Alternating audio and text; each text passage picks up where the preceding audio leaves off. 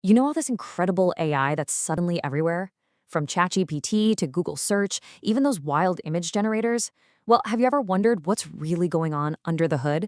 It all traces back to one single brilliant idea that taught machines how to, well, pay attention. Today, we're diving into the story of the Transformer, the architecture that literally changed the world.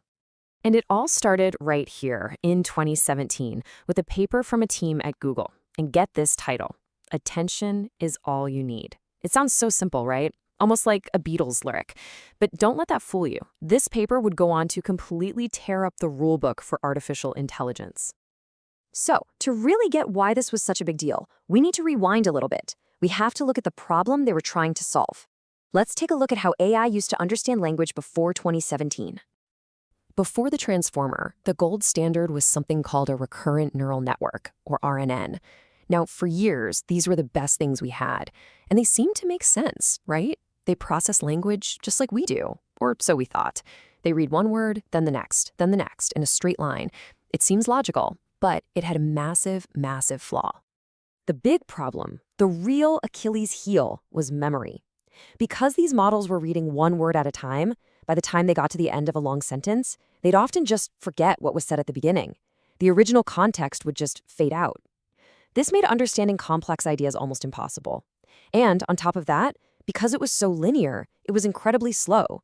You couldn't process words in parallel, which was a huge bottleneck. So this is where the researchers at Google came in with a totally different idea, all built around this powerful new mechanism they called self-attention. Instead of that slow, one-track mind approach, self-attention basically gave the model a bird's-eye view of the entire sentence. It could look at every single word at the exact same time, and, this is the key part, it could weigh the importance of every word against every other word. This just completely shattered that sequential bottleneck and unlocked the ability to process huge amounts of text super efficiently.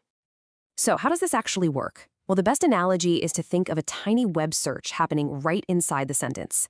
Each word sends out a query, which is basically it asking, hey, who in this sentence is relevant to me? Then all the other words offer up their keys, which are kind of like the titles on a search results page. The most relevant words then provide their values, their actual meaning, their context. It's a brilliant way to figure out relationships. But there was a catch. This new superpower of focusing, this self-attention, well, it still had a blind spot. It could be surprisingly single-minded, a flaw that becomes glaringly obvious when you look at one simple, ambiguous sentence. All right, take a look at this sentence. The man saw the astronomer with a telescope. Simple enough for us, right? But for an AI, the ambiguity hidden in here is a huge challenge. It really all boils down to one simple question. Who has the telescope? Is the man using the telescope to see the astronomer, or did the man see an astronomer who was holding a telescope? See, we can hold both those ideas in our head at once, no problem. But an AI with a single point of focus? It really struggles with this stuff. A single self-attention mechanism, as powerful as it is, tends to get tunnel vision. It might calculate that the word saw is most related to telescope and just lock on to that first meaning, completely missing the other possibility.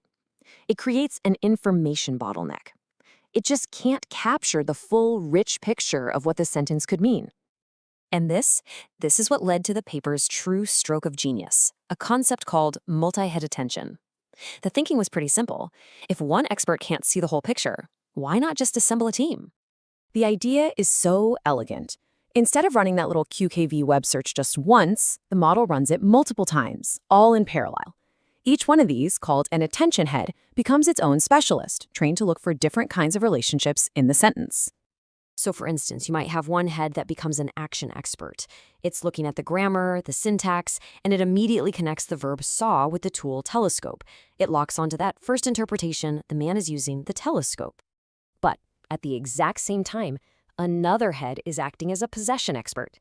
It's looking at the meaning of the words, and it knows that, hey, astronomers are people who tend to have telescopes. So it connects astronomer and telescope, perfectly capturing that second interpretation. And here's where the magic happens. By combining the findings from this whole team of experts, the model gets a complete, multifaceted picture. It's no longer stuck with just one point of view. It can see the ambiguity, it can hold both possible meanings at the same time, and it can achieve a level of nuance that was just impossible before. This clever idea, using multiple perspectives, didn't just solve some niche language problem. No, it kicked off a full-blown revolution in artificial intelligence. I mean, the impact was immediate and just staggering. As of 2025, that original "attention is all you need" paper has been cited more than 173,000 times. That makes it one of the most influential scientific papers of this century, period. And you can draw a perfectly straight line from that one academic paper to the tools that are probably in your pocket right now. The transformer architecture became the bedrock for models like BERT and GPT, which led directly to the explosion of ChatGPT and all the generative AI we use every single day. So it started as a memory problem, which turned into a perspective problem, which led to a revolutionary solution. The story of the transformer really shows us that sometimes the biggest breakthroughs don't come from seeing one thing perfectly. They come from being able to see everything from every possible angle, all at once.